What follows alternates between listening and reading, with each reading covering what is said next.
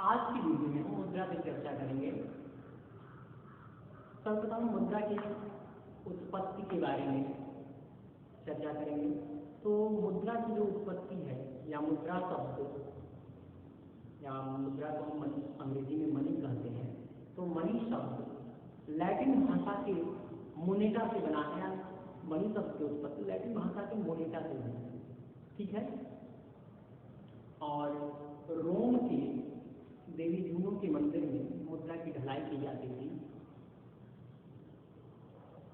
या देवी जूनो का ही दूसरा नाम मोनेटा है। तो एक धारणा ये है कि मनी शब्द की उत्पत्ति मोनेटा से हुई है, ठीक है। और देवी मोनेटा या आप दोनों कह लीजिए, उनके मंदिर में मुद्रा की ढलाई की जाती थी। इतिहास में मुद्रा से संबंधित एक अन्य विचारधारा है कि मुद्रा की उत्पत्ति मनी शब्द की उत्पत्ति, ठीक है, पेक्यूनिया शब्द से, लैटिन भाषा के पेक्यूनिया शब्द से हुई है, जो कि पेकस से बना है, ठीक है। और पेकस का मतलब होता है पशुधन। प्रारंभिक काल में या प्रारंभ में विश्व के अधिकांश देशों में पशुधन को मुद्रा के रूप में मान्यता दी गई, ठीक है। ऋग्वैदिक काल में गाय को मुद्रा के रूप में स्वीकार किया गया, कहीं कहीं बैल को भी मुद्रा के रूप में स्वीकार किया गया है।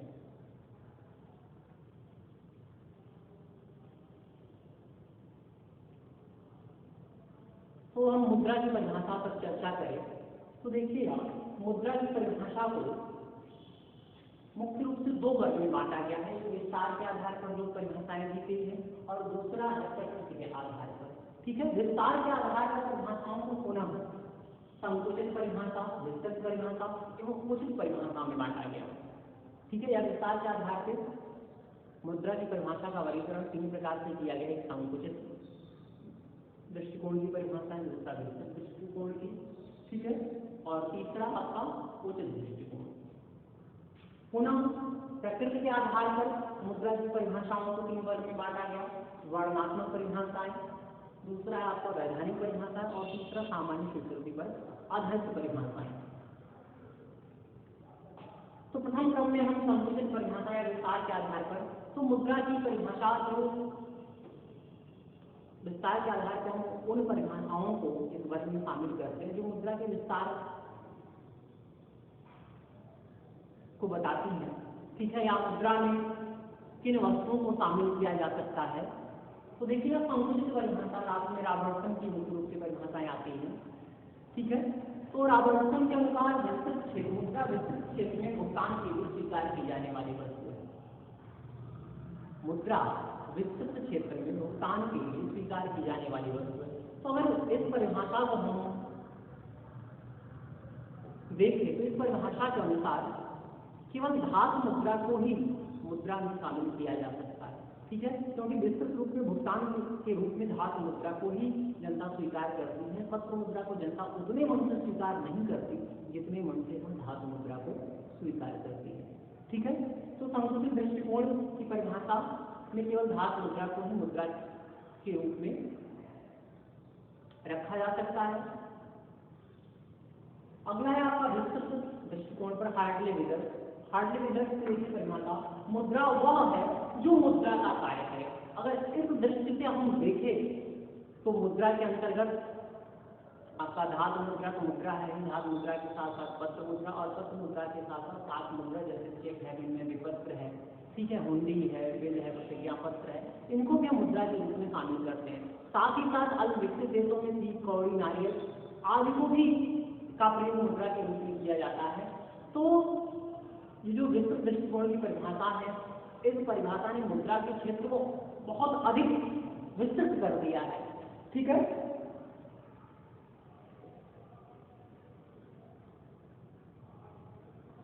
पहला आपका संकुचित दृष्टिकोण था, इसने अब मुद्रा की परिभाषा को क्या कर दिया, संकुचित कर दिया। इसके अनुसार केवल धातु मुद्रा को आप मुद्रा में शामिल कर सकते थे और विस्तृत दृष्टिकोण के अंतर्गत धातु मुद्रा के साथ साथ पत्र मुद्रा और पत्र मुद्रा के साथ साथ आपका सात मुद्रा, इसके अलावा जो भी वस्तु आप मुद्रा के रूप में प्रयोग करें भुगतान के साधन के रूप में, प्रयोग करें, ठीक है, वस्तुओं के क्रय के लिए आप प्रयोग करें, उसको ही मुद्रा के रूप में शामिल किया जा सकता है। अगला है उचित दृष्टिकोण। उचित दृष्टिकोण की जो परिभाषाएं हैं इसके अंतर्गत मार्शल एवं केली की परिभाषाएं आती हैं, ठीक है। उचित दृष्टिकोण की परिभाषा में मध्यम दृष्टिकोण को अपनाया गया है, ठीक है। मार्शल के अनुसार किसी समय या स्थान पर बिना किसी संदेह या विशेष जांच पड़ताल के भुगतान के साधन के रूप में स्वीकार की जाने वाली वस्तु मुद्रा है, ठीक है। इस परिभाषा के आधार पर हम देखें तो धातु मुद्रा और पत्र मुद्रा को जनता बिना किसी संदेह या विशेष जांच पड़ताल के मुद्रा के रूप में स्वीकार करती है। तो धातु मुद्रा और पत्र मुद्रा को हम मुद्रा कहेंगे, सात मुद्रा को हम मुद्रा नहीं कहेंगे इस परिभाषा, मार्शल की परिभाषा के अनुसार, ठीक है। एक बार फिर से देखिएगा, संशोधित परिभाषा के अनुसार केवल धातु मुद्रा को मुद्रा के रूप में शामिल किया जाएगा। विस्तृत परिभाषा के अनुसार धातु मुद्रा के साथ साथ पत्र मुद्रा के साथ साथ सात मुद्रा के अलावा अन्य भी छोटी मोटी वस्तुएं जैसे सीप, नारियल, कौड़ी जो कि अल्पविकसित क्षेत्रों में, अल्पविकसित देशों में भुगतान के साधन के रूप में स्वीकार की जाती है, उसको ही मुद्रा के रूप में आप शामिल करेंगे, ठीक है।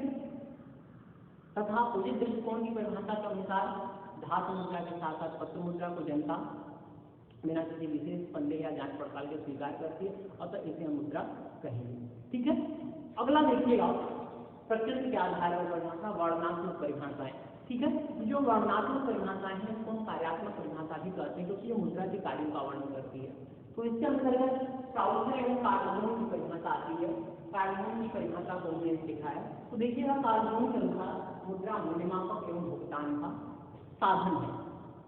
कहने का मतलब मुद्रा ऐसी वस्तु है जिसे वस्तुओं एवं सेवाओं के क्रय विक्रय के भुगतान के साधन के रूप में स्वीकार किया जाता है, ठीक है, तथा उसके मूल्य मापक के रूप में स्वीकार किया जाता है। तो देखा जाए जो कार्यावर्णात्मक परिभाषाएं मुद्रा की वैधानिकता तथा सर्वग्राह्यता पर बल नहीं देती, बल्कि मुद्रा के कार्य पर बल देती है, ठीक है। तो इस आधार पर इस परिभाषा की आलोचना की जाती है कि इसमें सर्वग्राह्यता का गुण नहीं है, ठीक है, वैधानिकता का गुण नहीं है। अगली परिभाषा वैधानिक दृष्टिकोण की परिभाषा है, जिसके अंतर्गत मैक एवं हार्ट्री की परिभाषा आती है। मैक के अनुसार कोई भी वस्तु जो राज्य द्वारा मुद्रा घोषित कर दी जाती है उसे हम मुद्रा कहते हैं। तो देखा जाए आज के संदर्भ में कि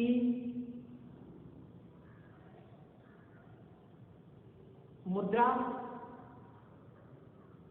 को सरकार द्वारा चलाया जाता है, सरकार का उस पर नियंत्रण रहता है, जब तक वो चाहती है तब तक वो चलता है, और जब वो उस मुद्रा को खत्म करना चाहे, उसका स्थान पर नई मुद्रा को लाना चाहे, तो मुद्रा का महत्व समाप्त हो जाता है। जैसे अभी जल्द ही भारत देश में डिमोनेटाइजेशन के अंतर्गत पुरानी पत्र मुद्रा को चलन से बाहर कर दिया गया, ठीक है, इसको विमुद्रीकरण करते हैं।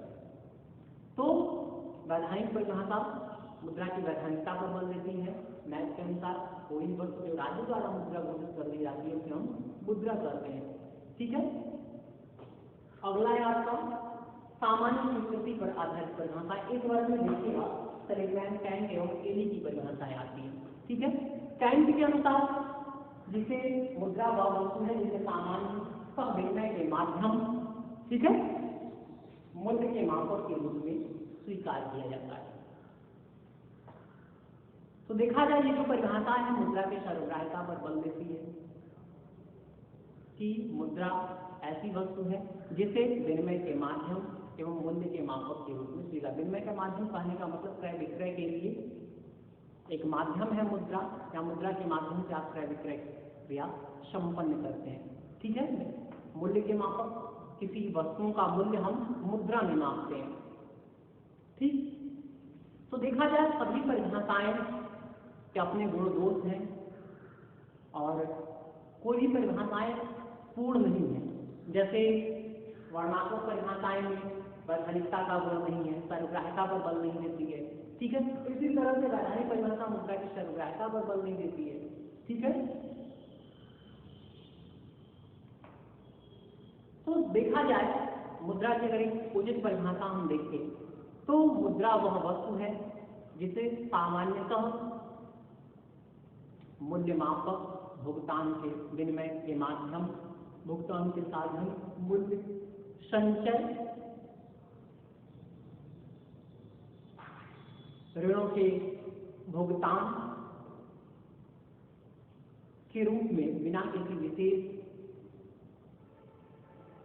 किसी संदेह या विशेष जांच पड़ताल के स्वीकार किया जाता है तथा जिसमें वैधानिकता का गुण होता है। ठीक है, कहने का मतलब विधान द्वारा जो वस्तु मुद्रा घोषित कर दी जाती है उसे मुद्रा कहते हैं, वैधानिकता का मतलब। ठीक है, तो मुद्रा क्या है? मुद्रा ऐसी वस्तु है जिसे